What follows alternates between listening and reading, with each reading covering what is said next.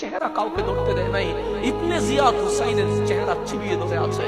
কই সোনার মদিনার নবীর কোনো আওয়াজ করে নাই। আজ সীমারের তরবারি হুসাইনের গর্দানের উপর উঠে গেছে।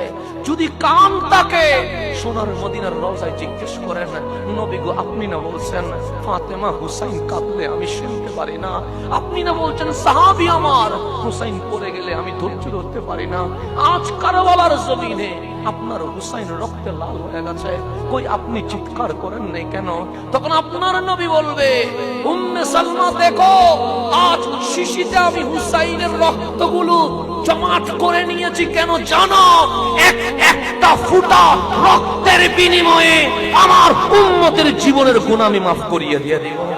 এটা হুসাইনের কারবালা। হুসাইন বলে যারা হারে তারা নিচে থাকে, যারা জিতে তারা উপরে থাকে। দেখ হুসাইনের মাথা উপরে উঠে গেছে। হুসাইন হে হুসাইন সেদিন জিতে গেছে, এজিদ সেদিন হেরে গেছে।